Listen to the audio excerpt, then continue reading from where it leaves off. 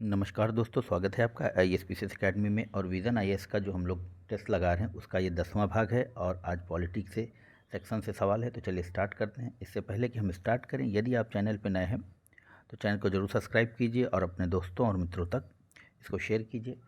तो यहाँ पर पहला कह रहा है कि निम्नलिखित गणमान्य व्यक्तियों में से कौन भारत की जनता की सेवा कल्याण में समर्पित रहने की शपथ या प्रतिज्ञान लेता है।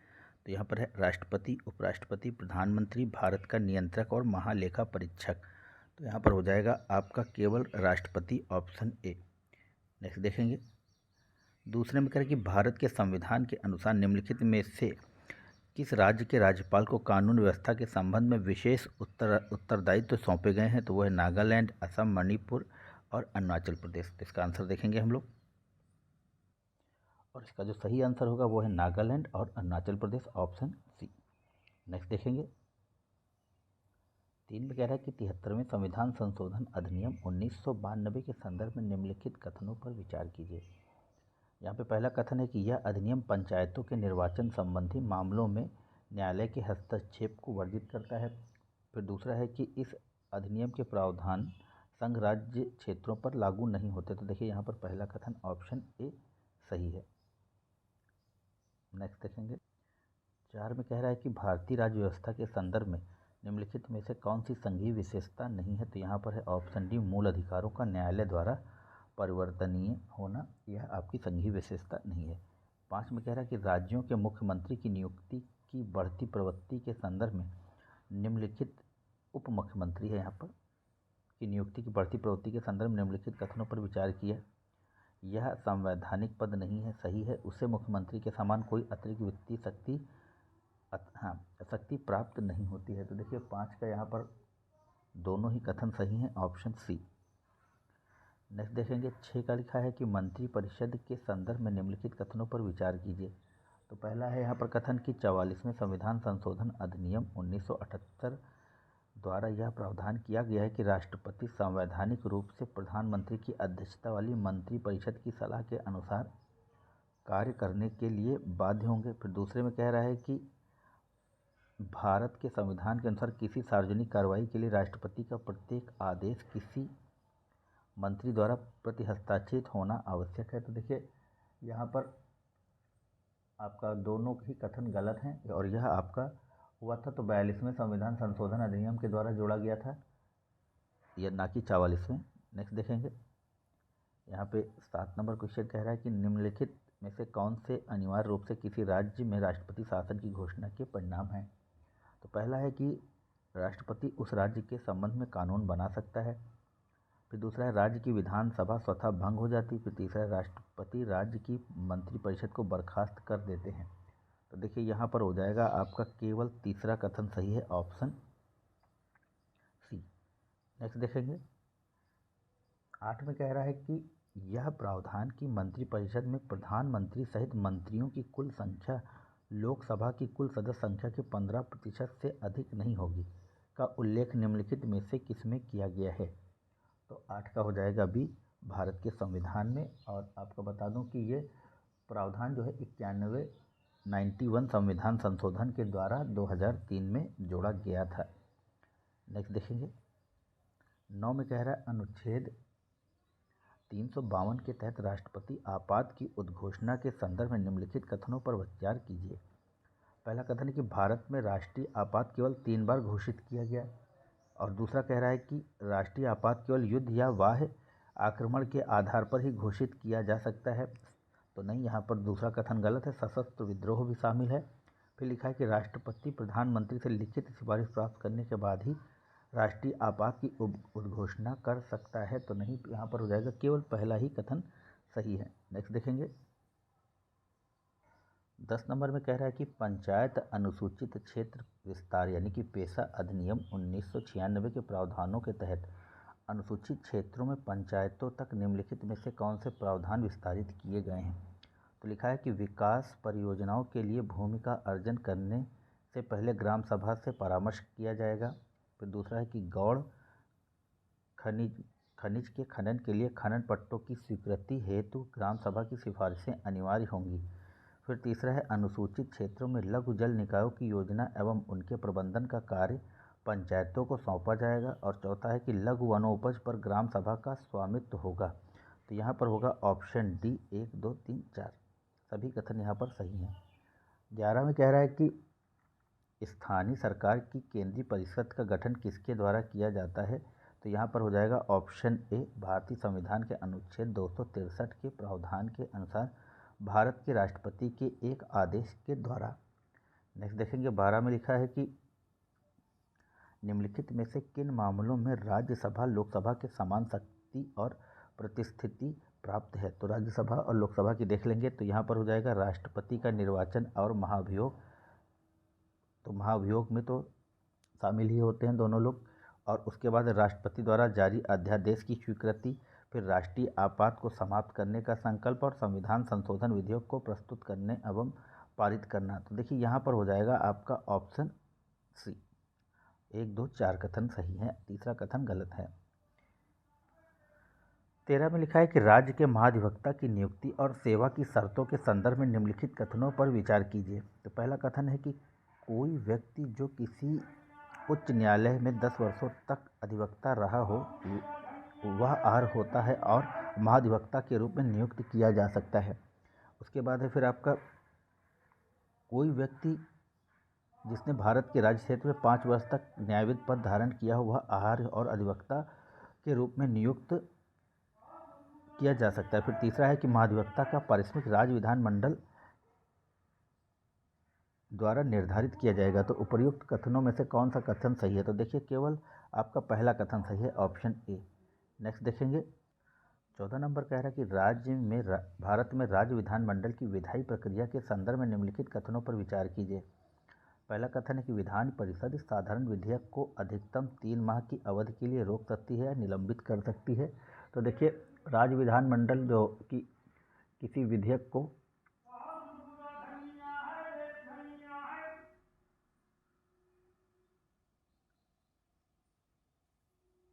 राज्यपाल की स्वीकृति के लिए या तो उसको अपने पास रख सकती है या तो फिर उसको अस्वीकार कर सकती है। फिर दूसरा है कि संविधान में दोनों सदनों के बीच गतिरोध को दूर करने के लिए दोनों सदनों की संयुक्त बैठक का प्रावधान नहीं है। फिर लिखा है कि कोई साधारण विधेयक जिसे विधान परिषद में प्रारंभ किया गया और विधानसभा को भेजा गया विधानसभा द्वारा अस्वीकृत किए जाने पर समाप्त हो जाता है। तो देखिए यहाँ पर पहला ही कथन गलत है, बाकी दोनों कथन सही हैं, दूसरा और तीसरा। तो नेक्स्ट क्वेश्चन देखेंगे 15 में लिखा है कि यह अनुदान तब जारी किया जाता है जब नई सेवा पर प्रस्तावित व्यय को पूरा करने के लिए पुनर्वियोग द्वारा धन उपलब्ध कराया जाता है। 1 रुपये की सांकेतिक राशि के अनुदान की मांग को लोकसभा में मतदान के लिए प्रस्तुत किया जाता है। यदि लोकसभा इस मांग को स्वीकार कर लेती है तो राशि उपलब्ध करा दी जाती है। धन के पुनर्विनियोग में एक मद से दूसरे मद में धन का अंतरण किया जाता है।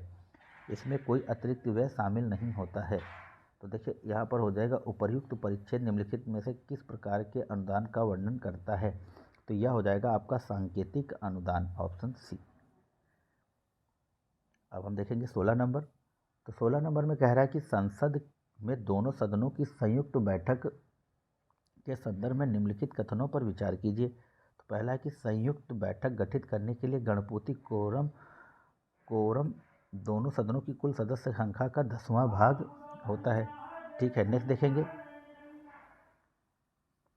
और दूसरा है कि विवादित विधेयक को संयुक्त बैठक में उपस्थित और मतदान करने वाले दोनों सदनों के सदस्यों की कुल संख्या के बहुमत से पारित किया जाता है।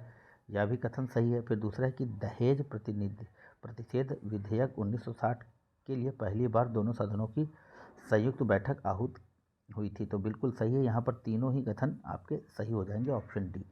17 में लिखा है कि निम्नलिखित में से भारत की संचित निधि पर भारित व्यय के भाग हैं।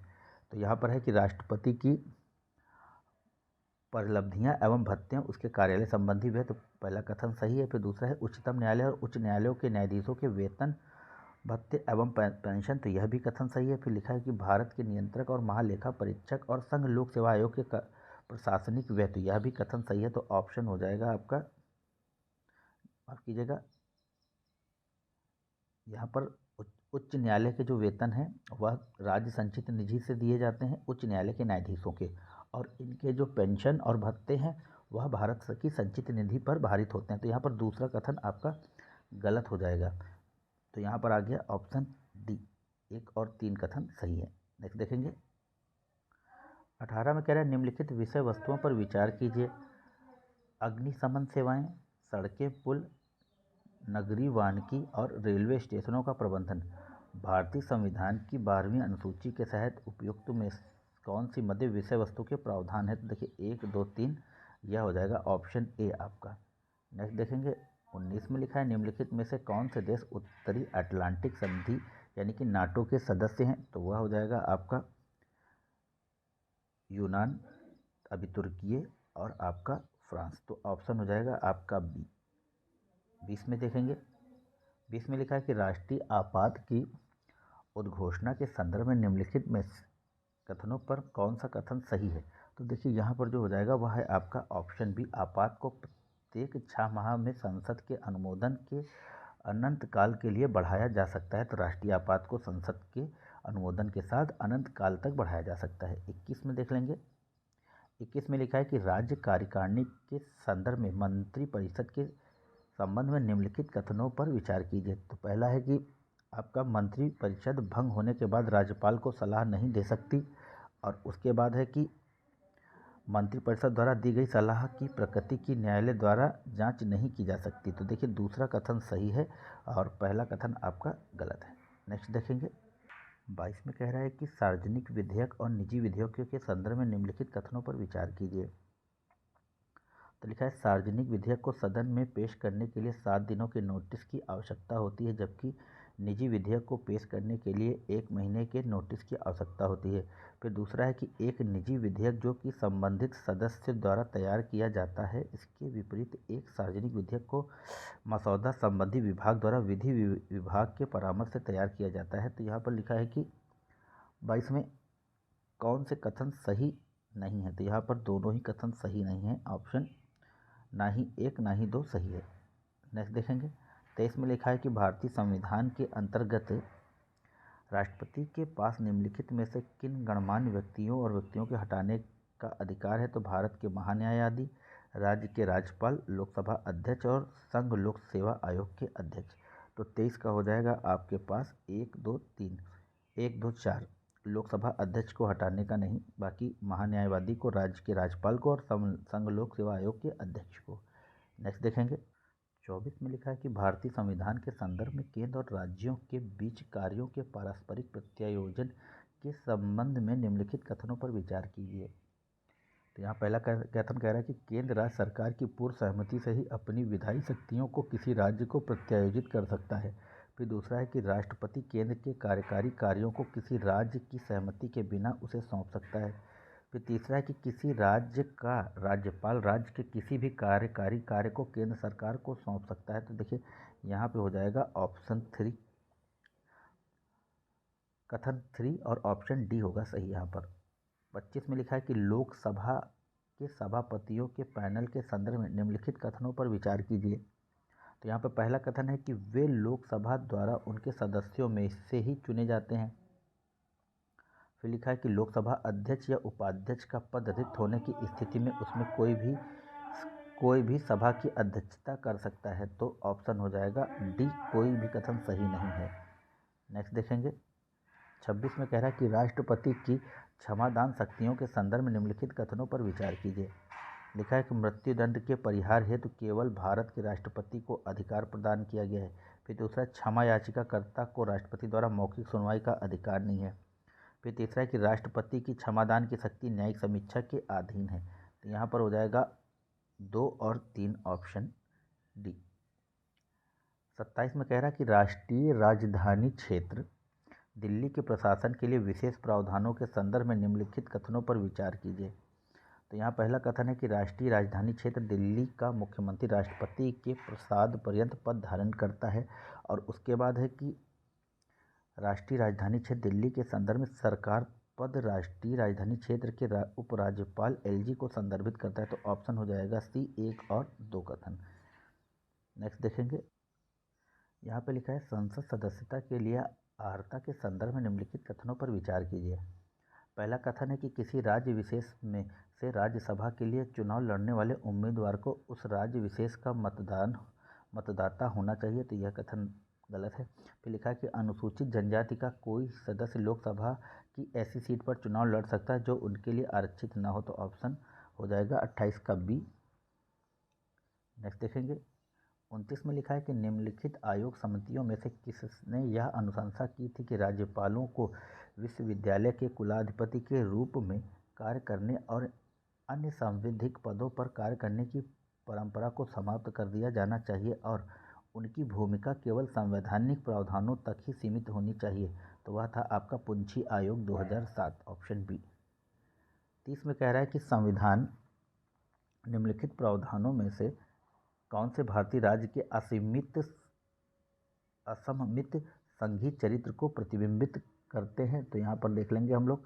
पहला है कि राष्ट्रपति शासन को लागू करना, फिर दूसरा है कि यह तो गलत हो जाएगा, पहला गलत हो गया तो आप समझ लीजिए सब गलत हो गए। फिर हो गया राज्यसभा में सीटों का आवंटन, स्वायत्त जिलों का निर्माण करना और राज्यों के राज्यपाल की नियुक्ति, तो यहाँ पर हो जाएगा 2 और 3, ऑप्शन बी। और एसिमेट्रिक फेडरलिज्म बोलते हैं असममित या विषम संघवाद को। चलिए आगे बढ़ेंगे। और 31 में कह रहा है कि संसद की प्रकलन समिति के संदर्भ में निम्नलिखित कथनों पर विचार कीजिए। तो पहला कथन है कि इस समिति में मंत्रियों का कोई प्रतिनिधित्व न होने के कारण यह प्रशासन के में कार्य कुशलता लाने के लिए वैकल्पिक नीतियों का सुझाव नहीं दे सकती। फिर दूसरा है कि इसे नियंत्रक एवं महालेखा परीक्षक विशेषज्ञतापूर्ण सहायता नहीं मिलती जो कि लोक लेखा समिति के पास उपलब्ध है। तो देखिए यह कथन सही है। उसके बाद है समिति के अध्यक्ष की नियुक्ति लोकसभा अध्यक्ष द्वारा लोकसभा के सदस्यों में से की जाती है और वह निरपवाद रूप से सत्ताधारी दल से होता है। तो देखिए यहाँ पर सही पूछा है तो 2 और 3, ऑप्शन ए सही होगा। नेक्स्ट देखेंगे 32 में कह रहा है कि किसी राज्य की विधान परिषद के सभापति के संदर्भ में निम्नलिखित कथनों में से कौन सा कथन सही है। तो लिखा है कि उनकी शक्तियाँ और कार्य विधानसभा अध्यक्ष के समान होते हैं। फिर दूसरा कि वह विधान परिषद द्वारा अपने सदस्यों में से ही चुना जाता है, तो देखिए यह कथन सही है। फिर वह परिषद के सदस्यों में से ही उपाध्यक्षों के एक पैनल द्वारा उपसभापति को नामित करते हैं, तो यहाँ पर हो जाएगा ऑप्शन बी। नेक्स्ट देखेंगे 33 नंबर में कह रहा है कि आधार के लिए UIDAI द्वारा प्रयोग की जाने वाली सुरक्षा प्रणाली के संदर्भ में निम्नलिखित कथनों पर विचार कीजिए। लिखा है कि वर्चुअल ID आधार संख्या से जुड़ी एक अस्थायी 12 अंकों की यादृच्छिक संख्या होती है। फिर लिखा है कि KYC सेवाओं के लिए आधार संख्या स्थान पर VID का उपयोग किया जा सकता है, तो यहाँ पर हो जाएगा ऑप्शन बी, केवल दूसरा ही कथन सही है। नेक्स्ट देखेंगे 34 में कह रहा है कि राज्य विधानमंडल के संदर्भ में निम्नलिखित कथनों पर विचार कीजिए। तो पहला है कि यह कोई सदस्य जब तक शपथ नहीं लेता तब तक मतदान नहीं कर सकता, लेकिन सदस्य की कार्यवाही में भाग ले सकता है। फिर दूसरा है कि संसद राज्य विधानमंडलों के सदस्यों के वेतन और भत्ते संसद द्वारा विधि द्वारा निर्धारित किए जाते हैं। फिर लिखा है कि संविधान में प्रत्येक राज्य की विधानसभा में अनुसूचित जातियों के लिए जनसंख्या में उनके अनुपात के आधार पर सीटों का आरक्षण का प्रावधान किया गया है, तो यहाँ पर हो जाएगा आपका ऑप्शन ए, केवल पहला तीसरा कथन सही है। नेक्स्ट देखेंगे 34 में कह रहा है कि 35 में माफ़ कीजिएगा, और 35 में कह रहा है कि किसी राज्य में विधान परिषद के संदर्भ में निम्नलिखित में से कौन से कथन यहाँ पर सही नहीं है। तो 35 का हो जाएगा बी, रिक्त सीटों को प्रत्येक दूसरे वर्ष के आरंभ में नए निर्वाचन और नामांकन के द्वारा भरा जाता है, तो यह कथन आपका बिल्कुल गलत है। नेक्स्ट देखेंगे 36 में कह रहा है कि भारत के उपराष्ट्रपति के संदर्भ में निम्नलिखित कथनों पर विचार कीजिए। तो पहला कथन है कि संविधान में उपराष्ट्रपति पद के लिए योग्यता के रूप में न्यूनतम आयु निर्धारित नहीं की गई है। तो देखिए यहाँ पर पहला कथन लिखा है कि कौन सा कथन सही नहीं है यहाँ पर, तो पहला कथन तो एकदम सही है। फिर लिखा है कि उपराष्ट्रपति को केवल संविधान के उल्लंघन के आधार पर हटाया जा सकता है, तो यहाँ पर हो जाएगा ऑप्शन सी, दोनों ही कथन सही नहीं है। तो यहाँ पर न्यूनतम आयु तो आपकी निर्धारित की गई है, क्योंकि लिखा है कि वह 35 वर्ष पूर्ण कर चुका हो, और उसको जो पद से है, तो देखिए आप जानते हैं अक्षमता और साबित कदाचार के माध्यम से उसको पद से हटाया जा सकता है। तो यहाँ पर जब केवल लग जाए तो आप समझ जाइए कि कुछ गड़बड़ है। चलिए नेक्स्ट देखेंगे। 37 में कह रहा है कि दोहरी सदस्यता के निम्नलिखित में से कौन से मामले में एक संसद सदस्य को दोनों सीटें रिक्त हो जाएंगी। तो यहाँ पर है आपका ऑप्शन सी, यदि कोई व्यक्ति सदन में 2 सीटों के लिए निर्वाचित हो जाता है किंतु किसी एक विकल्प को चुनने में विफल होता है। तो यहाँ पर हो जाएगा आपका ऑप्शन सी। नेक्स्ट देखेंगे। 38 में कह रहा है कि संसद में साधारण विधेयक पारित किए जाने के संदर्भ में निम्नलिखित कथनों पर विचार कीजिए। पहला कथन है कि विधेयक के प्रथम वाचन में विधेयक को राजपत्र में इसके प्रकाशन के बाद ही पुरस्स्थापित किया जाता है। फिर दूसरा है कि द्वितीय वाचन में विधेयक पर सामान्य चर्चा की जाती है। फिर तीसरा है तृतीय वाचन विधेयक को संशोधनों के साथ समग्र रूप से स्वीकार या अस्वीकार करने तक ही सीमित होता है। तो देखिए यहाँ पर हो जाएगा केवल दूसरा ही कथन सही है, ऑप्शन आपका बी होगा। नेक्स्ट देखेंगे 39 में कि पर्यावरण विज्ञान के संदर्भ में प्रायः सुर्खियों में रहने वाला नर्डल्स शब्द संदर्भित करता है। तो वह करता है आपको प्लास्टिक के कच्चे माल को। ऑप्शन हो जाएगा आपका ए, नर्डल्स प्लास्टिक के कच्चे माल। नेक्स्ट देखेंगे। व्हेल शार्क के संदर्भ में निम्नलिखित में से कौन सा कथन सही नहीं है। तो ये हो जाएगा आपका बी, वर्तमान में यह IUCN की संकटग्रस्त प्रजातियों की लाल सूची में क्रिटिकली इंडेंजर्ड प्रजाति के रूप में संदर्भ मतलब सूचित है। तो यह कथन आपका सही नहीं है। क्रिटिकली इंडेंजर्ड नहीं बल्कि यह इंडेंजर्ड प्रजाति है।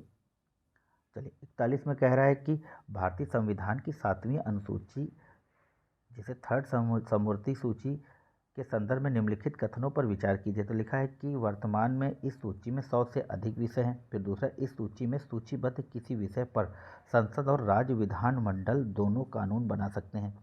फिर तीसरा है कि केंद्र और राज्यों द्वारा बनाए गए कानूनों के बीच टकराव की स्थिति में केंद्रीय कानून राज्य के कानूनों पर अभिभावी होंगे। तो बिल्कुल सही है। तो यहाँ पर हो जाएगा 2 और 3 आपका सही है, और पहला गलत है क्योंकि इसमें 59 सब्जेक्ट हैं।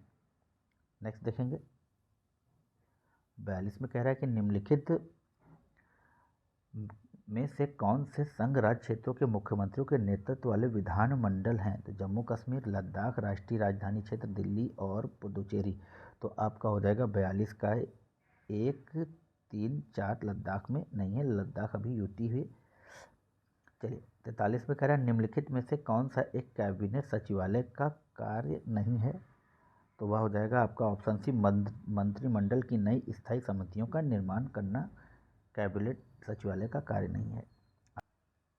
44 में कह रहे हैं निम्नलिखित राज्यों पर विचार कीजिए। नागालैंड, त्रिपुरा, झारखंड, मिजोरम। भारत के संविधान की 6ठी अनुसूची में उपयुक्त में से कितने राज्यों को विशेष प्रावधान है। तो देखिए 44 का हो जाएगा आपका ऑप्शन बी, केवल 3 राज्यों को।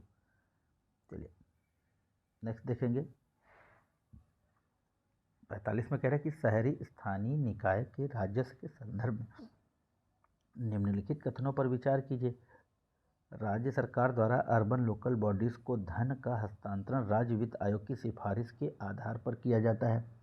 ठीक है, पहला कथन सही है। उसके बाद है कि अर्बन लोकल बॉडीज़ केवल केंद्र सरकार के पूर्व अनुमोदन से ही वित्तीय संस्थाओं से ऋण प्राप्त कर सकती हैं। तो देखिए जहाँ पर केवल आ जाए उस कथन ऑलमोस्ट गलत ही होता है। तो यहाँ पर हो जाएगा 45 का ए। यहाँ पर 46 कह रहा है कि अध्यक्ष और उपाध्यक्ष के पद के संदर्भ में निम्नलिखित कथनों में से कौन सा कथन सही है।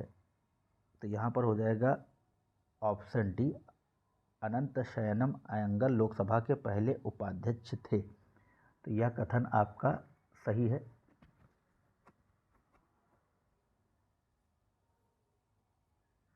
सैंतालीस में कह रहा है कि अनुसूचित क्षेत्रों के प्रशासन के संदर्भ में निम्नलिखित कथनों पर विचार कीजिए। पहला कथन है कि किसी भी राज्य में अनुसूचित क्षेत्र के प्रशासन के लिए संवैधानिक प्रावधानों में संशोधन करने की शक्ति संसद में निहित है।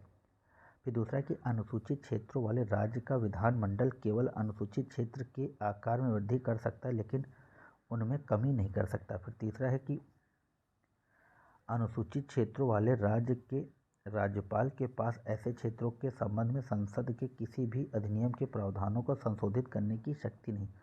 कौन सा कथन यहाँ पर सही है? तो वो 47 का हो जाएगा आपका सी 1 और 3 सही है।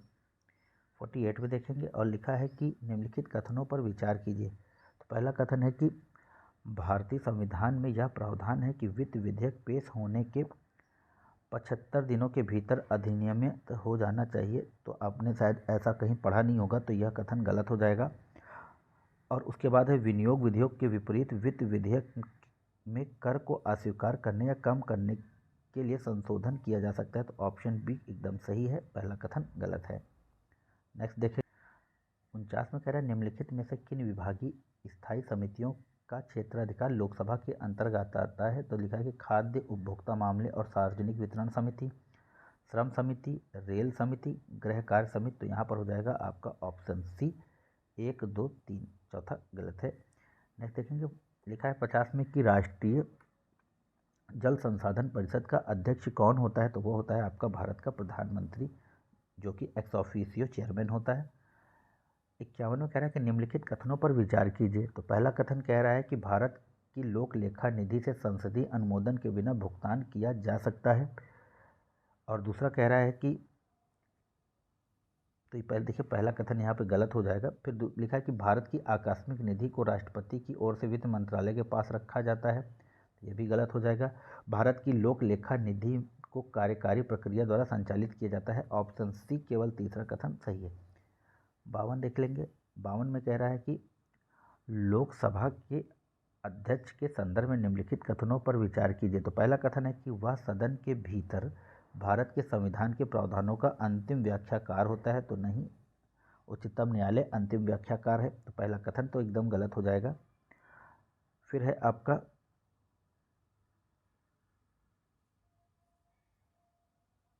दूसरा कथन कह रहा है कि वह भारत के राष्ट्रपति को संबोधित करके हस्ताक्षर सहित त्यागपत्र देता है। तो देखिए यह कथन गलत है।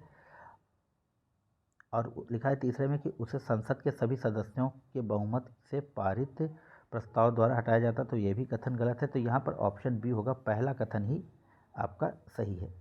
नेक्स्ट देखेंगे 53 नंबर कह रहा है कि निम्नलिखित में से किस देश की सीमा लाल सागर से में नहीं मिलती है? तो वह हो जाएगा आपका ऑप्शन ए, इथोपिया की, इरिट्रिया, सूडान और जिबूती की लाल सागर से मिलती है। और आई थिंक ये हॉर्न ऑफ अफ्रीका के भी सदस्य देश हैं। 54 में कह रहा है कि आवधिक श्रम बल सर्वेक्षण के संदर्भ में निम्नलिखित कथनों पर विचार कीजिए। तो पहला है कि इसे राष्ट्रीय सांख्यिकी कार्यालय द्वारा जारी किया जाता है। फिर दूसरा है कि यह शहरी और ग्रामीण दोनों क्षेत्रों के लिए 3 माह के अंतराल पर वर्तमान साप्ताहिक स्थिति में बेरोजगारी दर का अनुमान लगाया जाता है। तो देखिए यहाँ पर हो जाएगा ऑप्शन ए। नेक्स्ट देखेंगे 55 में कह रहा है कि निम्नलिखित में से किन परिस्थितियों में संविधान संसद के राज्य सूची में किसी विषय पर भी कानून बनाने की शक्ति प्रदान करता है? तो लिखा है कि जब अविश्वास प्रस्ताव पारित हो गया हो तथा राज्य कार्यकारिणी ने त्यागपत्र दे दिया हो। फिर दूसरा है कि जब राज्यसभा द्वारा राज्य सूची के किसी विषय पर कानून बनाने के लिए संसद को अधिकार देने का प्रस्ताव पारित करती है। फिर दूसरा है कि जब किसी राज्य की विधायिका संसद से राज्य सूची के विषय पर कानून बनाने का अनुरोध करते हुए प्रस्ताव पारित करती है। तो देखिए यहाँ पर हो जाएगा आपका ऑप्शन ए सही, केवल दूसरा कथन सही है। नेक्स्ट देखेंगे राज्यपाल की विवेकाधीन शक्तियों के संदर्भ में निम्नलिखित में से कौन से कथन सही हैं? तो पहला है कि राज्य सरकार द्वारा जनजाति जिला परिषदों को खनिज उत्खनन से प्राप्त रॉयल्टी की देय राशि का निर्धारण करना। फिर दूसरा है कि राज्य में राष्ट्रपति शासन लागू करने हेतु सिफारिश करना। फिर तीसरा है पड़ोसी संघ राज्य क्षेत्र में बतौर प्रशासक के रूप में अपने कार्यों का निर्वहन करने हेतु प्रयोग की जाने वाली शक्तियाँ, तो 59 का हो जाएगा आपका ऑप्शन डी 1, 2, 3। नेक्स्ट देखेंगे 57 में कह रहा है कि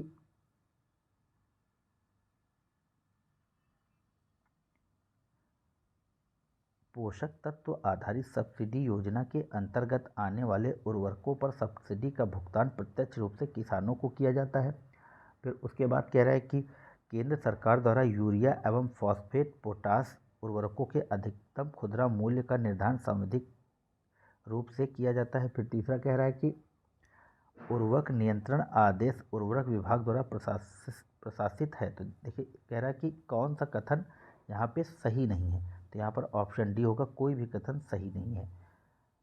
फिर 59 में कह रहा है 58 में कह रहा है कि भारत में नगर पालिकाओं के संदर्भ में निम्नलिखित कथनों पर विचार कीजिए। तो लिखा है कि निगमों की तरह ही नगर पालिकाएँ संबंधित राज्य विधानमंडल के अधिनियमों द्वारा स्थापित होती हैं।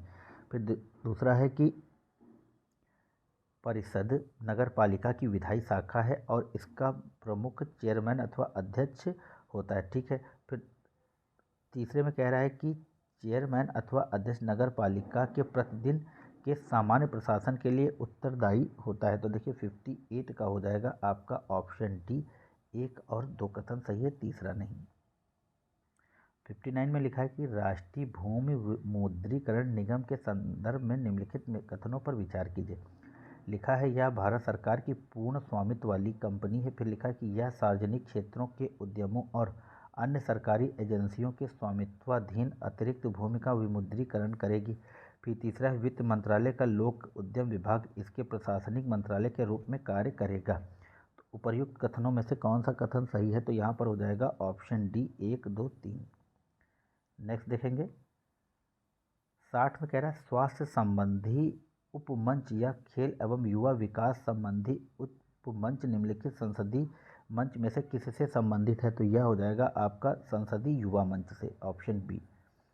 चलिए 61 में देखेंगे और कह रहा है कि भारत के राष्ट्रपति पर महाभियोग प्रारंभ किया जा सकता है तो संसद के किसी भी सदन में, ऑप्शन सी।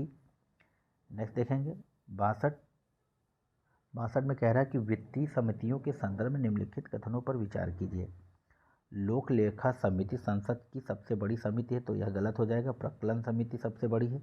उसके बाद है लोक लेखा समिति को छोड़कर अन्य वित्तीय समितियों में राज्यसभा का कोई प्रतिनिधित्व तो नहीं होता, तो यह भी कथन गलत है। और उसके बाद है प्रकलन समिति का गठन सर्वप्रथम परिषद अधिनियम 1909 के प्रावधानों के तहत किया गया था, तो यह 1909 नहीं 1919 के प्रावधानों के तहत किया गया था। तो देखिए यहाँ पर कोई भी कथन आपका सही नहीं है।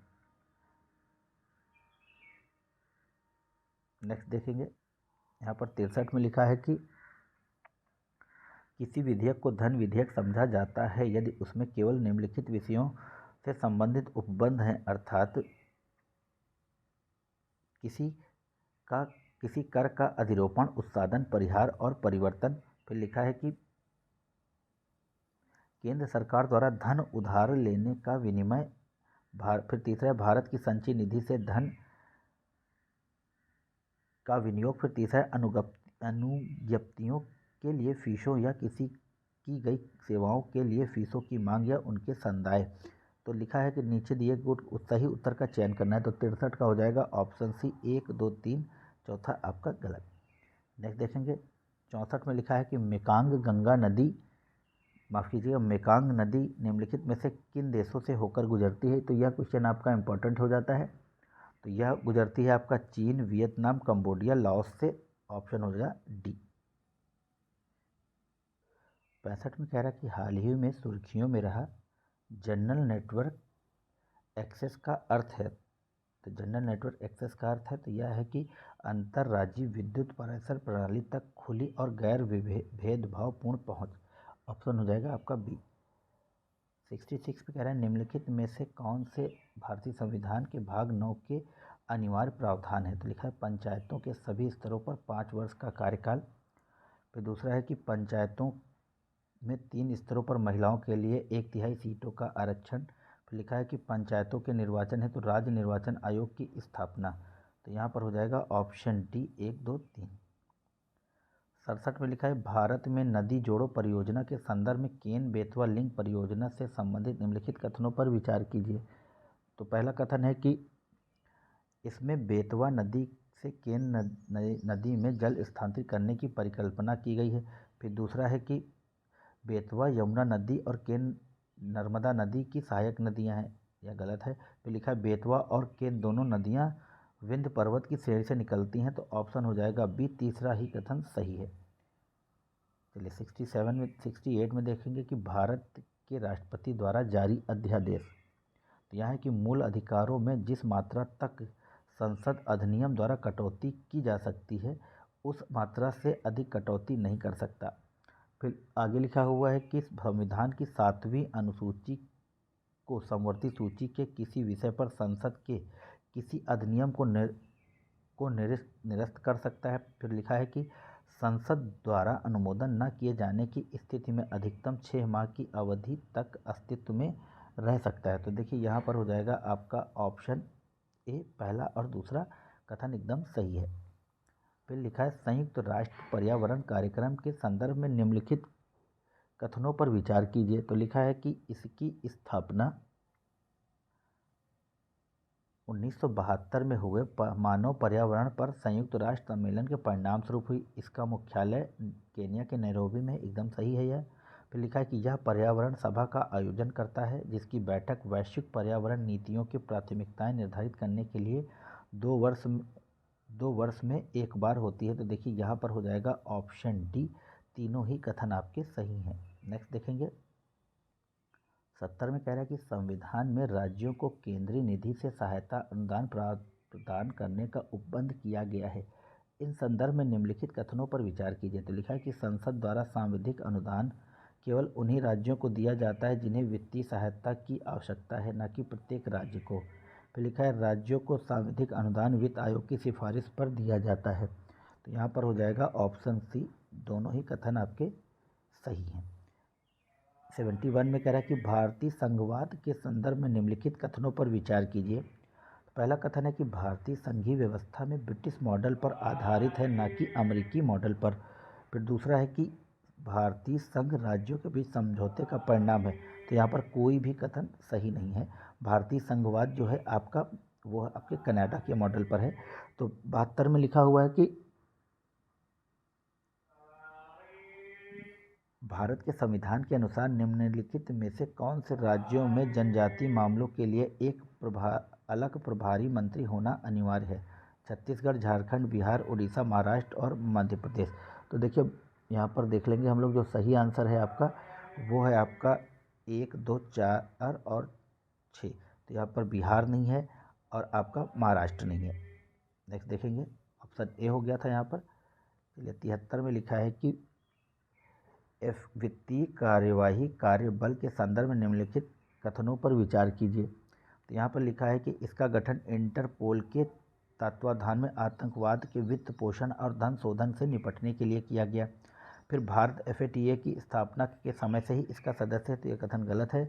FATF सचिवालय प्रशासनिक रूप से आर्थिक सहयोग और विकास संगठन में स्थित है। तो यहाँ पर कथन पूछा गया है 73 में, तो 73 में आपका हो जाएगा ऑप्शन बी, केवल तीसरा ही कथन आपका सही है, बाकी सारे कथन गलत हैं। चलिए नेक्स्ट देखेंगे 74 में लिखा है कि भारतीय संविधान के संदर्भ में केंद्र और राज्यों की उधार लेने की शक्तियों के संबंध में निम्नलिखित कथनों पर विचार कीजिए। तो पहला कथन कह रहा है कि राज्य सरकार राज्य की संचित निधि की प्रतिभूतियों पर भारत के भीतर या बाहर सीधे उधार ले सकती है। फिर दूसरा है कि कोई राज्य जिसका उधार केंद्र के पास बकाया है, केंद्र की सहमति के बिना कोई उधार नहीं ले सकता। तो यहाँ पर हो जाएगा ऑप्शन बी, दूसरा कथन एकदम सही है। चलिए 75 में देखेंगे, और 75 में कह रहा है कि राष्ट्रपति या उपराष्ट्रपति के निर्वाचन से संबंधित शंकाओं और विवादों का विनिश्चय किया जाता है। तो वह ऑप्शन बी, उच्चतम न्यायालय के द्वारा। नेक्स्ट देखेंगे 76 में कह रहा है कि भारत सरकार के कार्य आवंटन के नियम किसके द्वारा बनाए जाते हैं? तो वह आपका ऑप्शन सी, राष्ट्रपति के द्वारा। 77 में कह रहा है कि राज्यसभा के उपसभापति के संदर्भ में निम्नलिखित कथनों पर विचार कीजिए। तो उसे राज्यसभा के सभापति द्वारा मनोनीत किया जाता है। तो लिखा है कि जब उपराष्ट्रपति राष्ट्रपति के रूप में कार्य करता है तब वह राज्यसभा के सभापति के कर्तव्यों का पालन करता है। फिर लिखा है कि वह राज्यसभा के सभापति के प्रति उत्तरदायी होता है। तो देखिए यहाँ पर केवल ऑप्शन दूसरा ही सही है, ए। नेक्स्ट देखेंगे, radio frequency identification RFID tag quick response या कोई QR कोड किस प्रकार से भिन्न है। तो देखिए साइंसिक टेक का क्वेश्चन है।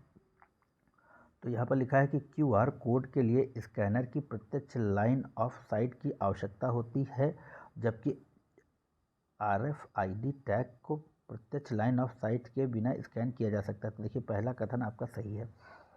फिर QR कोड कोड्स के डेटा को पढ़ने और उसमें लिखने की अनुमति देता है, जबकि RFID टैग स्थैतिक होता है, इसे बदला नहीं जा सकता। तो देखिए यहाँ पर पहला कथन सही है, ऑप्शन ए ही होगा इसका आंसर।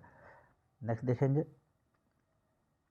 79 में कह रहा है कि भारत में संसदीय विशेषाधिकार समिति के संदर्भ में निम्नलिखित कथनों पर विचार कीजिए। तो पहला कथन कह रहा है कि लोकसभा और राज्यसभा दोनों में संसदीय विशेषाधिकार है, तो अलग अलग समितियां हैं। फिर दूसरा है कि इस समिति के सदस्यों में निर्वाचित और मनोनीत सदस्य शामिल होते हैं। फिर तीसरा है कि संसदीय विशेषाधिकार समिति के कार्य अर्ध न्यायिक प्रकृति के होते हैं। तो ऑप्शन हो जाएगा सी। नेक्स्ट देखेंगे, 80 में कह रहा है कि इसका गठन ऐसे कस्बे के प्रशासन के लिए किया जाता है जिसने अभी तक नगरपालिका के गठन हेतु तो आवश्यक शर्तों को पूरा नहीं किया है। यद्यपि यह राज्य नगरपालिका अधिनियम के ढांचे के अंतर्गत कार्य करता है, किंतु इस अधिनियम के केवल कुछ प्रावधान ही इस पर लागू होते हैं। हालांकि नगरपालिका के विपरीत यह पूरी तरह से नामित निकाय है, अर्थात अध्यक्ष के साथ साथ इसके सभी सदस्य राज्य सरकार द्वारा नामित किए जाते हैं। उपर्युक्त विवरण निम्न में से किस प्रकार के नगरीय स्थानीय निकाय को संदर्भित करता है। तो देखिए यह करता है आपका अधिसूचित क्षेत्र, यानी ऑप्शन डी। नेक्स्ट देखेंगे 81 में, और 81 में कह रहा है कि लेवेंडर के संदर्भ में निम्नलिखित कथनों पर विचार कीजिए। लिखा है कि यह यूरोप की देशज फसल है। फिर दूसरा कह रहा है भारत में इसकी खेती उत्तर पूर्वी हिमालय तक सीमित है। फिर तीसरा कह रहा है कि लेवेंडर के तेल में विषाणुरोधी और जीवाणुरोधी गुण होते हैं, जिसके कारण खरोंच लगने एवं कटने पर इसे लगाने से आराम मिलता है। तो 81 का हो जाएगा सी, पहला और तीसरा। और यह पूर्वोत्तर में नहीं, इस समय शायद जम्मू और कश्मीर में लेवेंडर की खेती की जा रही है। हाँ, जम्मू कश्मीर के 20 जिलों में लेवेंडर की खेती की जा रही है। नेक्स्ट देखेंगे 82 में कह रहा है निम्नलिखित में से कौन सी पहले अंतर संचालन योग्य आपराधिक न्याय प्रणाली परियोजना का भाग है। तो अपराध और आपराधिक ट्रैकिंग एवं नेटवर्क सिस्टम, फिर ई जेल और फिर ई फॉरेंसिक। नीचे दिए गए कोड का प्रयोग करके सही उत्तर चयन कीजिए। तो 82 का हो जाएगा आपके पास ऑप्शन डी,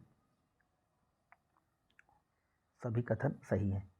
83 देख लेंगे, भारत के राष्ट्रपति की सैन्य शक्तियों के संदर्भ में निम्नलिखित कथनों पर विचार कीजिए। पहला कथन है कि भारत के राष्ट्रपति के पास युद्ध एवं उसकी समाप्ति की घोषणा करने की शक्ति है। फिर लिखा है कि रक्षा बलों के सर्वोच्च सेनापति के रूप में राष्ट्रपति की शक्तियां विधायी नियंत्रण से स्वतंत्र हैं। तो नहीं, विधायी नियंत्रण से स्वतंत्र नहीं है। तो यहाँ पर सिर्फ पहला कथन ऑप्शन ए सही होगा। 84 भी कह रहा है कि संघ राज्य क्षेत्रों के प्रशासन के संदर्भ में निम्नलिखित में से किन्हें विधायी शक्तियाँ प्राप्त हैं। तो राष्ट्रपति, संसद, राज्य, संघ राज्य क्षेत्रों के विधानसभा और प्रधानमंत्री। तो देखिए 84 का हो जाएगा आपका 1, 2, 3। नेक्स्ट देखेंगे 85 में। 85 में कह रहा है कि संविधान राज्य में विधान परिषदों के उन्मूलन या गठन का प्रावधान करता है। इस संदर्भ में निम्नलिखित कथनों पर विचार कीजिए। तो पहला कथन कह रहा है कि संबंधित राज्य की विधानसभा को इस संबंध में विशेष बहुमत से संकल्प पारित करना चाहिए। फिर दूसरा है कि संसद साधारण बहुमत से इस संबंध में अधिनियम पारित कर सकती है। तो यहाँ पर हो जाएगा ऑप्शन सी, 1 और 2 कथन दोनों ही कथन सही है। 86 में कह रहा है कि सामयिक अध्यक्ष या प्रोटेम स्पीकर निम्नलिखित में से कौन सा कथन सही है। तो यहाँ पर हो जाएगा राष्ट्रपति स्वयं उसे शपथ दिलाते हैं। यहाँ पर ऑप्शन सी सही होगा। नेक्स्ट देखेंगे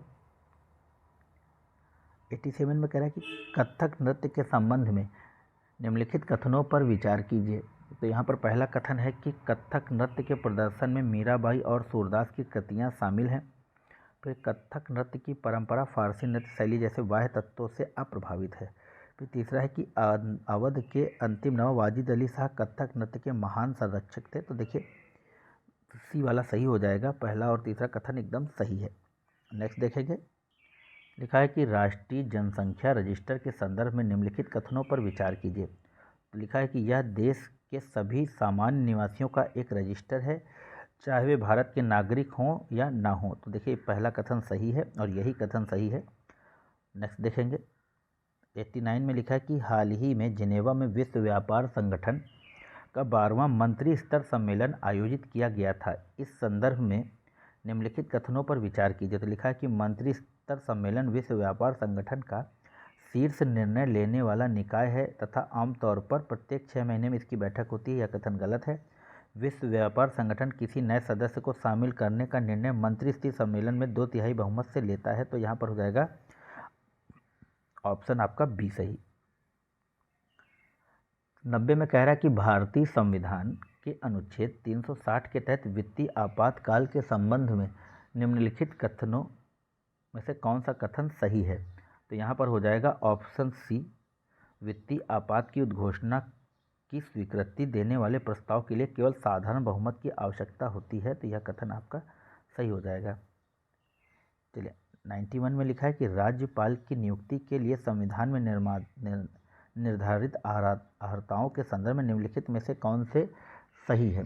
तो यहाँ पर कह रहा है कि वह 35 वर्ष की आयु पूरी कर चुका हो। तो यह सही है। वह राज्य विधानसभा का निर्वाचित सदस्य होने के लिए योग्यता रखता हो। तो जरूरी नहीं है। फिर लिखा है कि वह विकृत या उन्मोचित दिवालिया न हो। तो यह भी जरूरी नहीं है। तो यहाँ पर हो जाएगा ऑप्शन ए आपका सही है। नेक्स्ट देखेंगे 92 में कह रहा है कि किसी राज्य के राज्यपाल की नियुक्ति के संदर्भ में निम्नलिखित कथनों पर विचार कीजिए। तो पहला कह रहा है कि 42वें संविधान संशोधन अधिनियम के द्वारा 1976 के द्वारा यह प्रावधान किया गया है कि एक ही व्यक्ति 2 या 2 से अधिक राज्यों का राज्यपाल नियुक्त किया जा सकता है। तो यह हो जाएगा, लिखा है कि कौन सा कथन सही नहीं है। तो पहला कथन आपका बिल्कुल सही नहीं है, क्योंकि यह 7वें संविधान संशोधन के द्वारा किया गया था। फिर आपका है कि दूसरा, राज्यपाल के पद को केंद्र सरकार के अधीन रोजगार नहीं माना जाएगा। तो यहाँ पर आपका यह कथन सही है। तो ऑप्शन ए होगा कि पहला कथन आपका सही नहीं है। नेक्स्ट देखेंगे 93 में लिखा है कि भारत के संविधान के निम्नलिखित में से किस भाग में अर्जित राज्य क्षेत्रों के प्रशासन हेतु विशिष्ट प्रावधान है। तो वह हो जाएगा उपर्युक्त में से कोई नहीं। यहाँ पर नेक्स्ट देखेंगे 94 में कह रहा है कि क्रेडिट रेटिंग के संदर्भ में निम्नलिखित कथनों पर विचार कीजिए। पहला है कि क्रेडिट रेटिंग एजेंसियों को भारतीय रिजर्व बैंक द्वारा नियंत्रित किया जाता है। फिर लिखा है कि सॉवरेन क्रेडिट रेटिंग अन्य देशों के साथ स्वयं की तुलना करने के लिए देश की आर्थिक और राजनीतिक परिस्थिति का आकलन करती है। फिर तीसरा है कि वर्तमान में S&P द्वारा प्रदत्त वैश्विक रेटिंग में भारत की सॉवरेन क्रेडिट रेटिंग AAA है। तो यहाँ पर जो हम 94 का देखेंगे तो वो है आपका केवल दूसरा कथन सही है, ऑप्शन बी। नेक्स्ट देखेंगे 95 में लिखा है कि इस समिति का गठन लोकसभा से पहले राज्यसभा में किया जाता था। यह संसद सदस्यों की आचार संहिता को लागू करती है या कदाचार के मामले की जांच करती है और समुचित कार्रवाई की अनुशंसा करती है। इस प्रकार यह संसद में अनुशासन और मर्यादा बनाए रखने का कार्य करती है। उपर्युक्त परिच्छेद निम्नलिखित में से किस संसदीय समिति का वर्णन किया गया। तो यहाँ पर 95 का डी हो जाएगा, आचार समिति का। नेक्स्ट देखेंगे 96 में कह रहा है कि केंद्र राज्य संबंधियों पर राष्ट्रीय आपात की उद्घोषणा संभावित प्रभाव निम्नलिखित में से कौन है। तो पहला है कि राज्य विधायिका की विधायी शक्ति संसद की अधिभावी शक्ति के अधीन होती है। फिर लिखा है राज्य सरकार स्वतः निलंबित हो जाती है और केंद्र की कार्यकारी शक्ति का विस्तार राज्य तक हो जाता है। फिर लिखा है तीसरे में कि राष्ट्रपति भारतीय संविधान की 7वीं अनुसूची की राज्य सूची के विषयों पर अध्यादेश जारी कर सकता है। तो यहाँ पर हो जाएगा ऑप्शन सी, पहला और तीसरा कथन सही है। 97 में लिखा है कि भारत में संसदीय समितियों के संदर्भ में निम्नलिखित कथनों पर विचार कीजिए। तो पहला है कि उन्हें सदन द्वारा नियुक्त या निर्वाचित किया जाता है अथवा लोकसभा के अध्यक्ष या राज्यसभा के सभापति द्वारा नाम निर्देशित किया जाता है। तो देखिए पहला कथन सही है। फिर दूसरा है कि ये भारत के राष्ट्रपति के समक्ष अपना प्रतिवेदन प्रस्तुत करती हैं, तो गलत है यहाँ पर। और परामर्शदात्री समिति एक प्रकार की संसदीय समिति है, यह भी गलत है। तो ऑप्शन हो जाएगा आपका बी। नेक्स्ट देखेंगे 98 भारत के सांस्कृतिक इतिहास के संदर्भ में करकट्टम निम्नलिखित में से किस राज्य का लोक नृत्य है। तो वह है आपका ऑप्शन बी, तमिलनाडु। नेक्स्ट देखेंगे यहाँ पे 99 में कह रहा है कि केंद्र सरकार ने वर्ष 2022-23 के बजट में वर्चुअल डिजिटल संपत्तियों के संबंध में एक विशिष्ट कर व्यवस्था का प्रावधान किया। इस संदर्भ में निम्नलिखित कथनों पर विचार कीजिए। तो यहाँ पर पहला है कि भारत में non fungible token virtual digital संपत्ति की परिभाषा के अंतर्गत आता है। फिर दूसरा है कि भारत में किसी वर्चुअल डिजिटल संपत्ति के हस्तांतरण से होने वाली आय को कर से छूट प्राप्त है। फिर तीसरे में देखेंगे और लिखा है कि वर्चुअल डिजिटल संपत्तियों से लेन देन के दौरान हुए नुकसान को किसी अन्य आय के विरुद्ध समायोजित किया जा सकता है। तो देखिए यहाँ पर ऑप्शन ए होगा, पहला ही कथन सही है। नेक्स्ट और लास्ट क्वेश्चन है और यहाँ पर लिखा है कि निम्नलिखित में से कौन सी स्थिति में कटौती का प्रस्ताव वैध नहीं माना जा सकता। तो पहला है कि इसमें विशेषाधिकार का प्रश्न नहीं उठाया जाना चाहिए, इसे भारत की संचित निधि पर भारित व्यय के संबंधित नहीं होना चाहिए। फिर लिखा है यह केवल एक मांग से संबंधित होनी चाहिए। फिर तीसरा है कि इसमें मौजूदा कानूनों में संशोधन या उनके निरासन का सुझाव दिया जा सकता है। तो केवल चौथा ही कथन सही नहीं है, ऑप्शन डी। तो मित्रों यह था आपका 10वां टेस्ट विजन IAS का। आशा है आप लोगों को पसंद आएगा और मैं सोचता हूं कि अब टेस्ट बंद किया जाए, क्योंकि अब आपके पास 2 दिन शेष बचे हैं। तो आप अपना रिवाइज़ करिए और निरंतर जो भी अभ्यास करते रहिए और जो कुछ भी नोट्स बनाई हैं उनसे आप पढ़ते रहिए और निश्चित ही आपको सफलता मिलेगी। और IAS PCS परिवार आपको बहुत बहुत शुभकामनाएँ देता है आपकी परीक्षा के लिए कि आप जीवन में निरंतर ऐसे ही सफलता को प्राप्त करते रहिए। हमें इजाज़त दीजिए। धन्यवाद। जय हिंद, जय भारत, नमस्कार।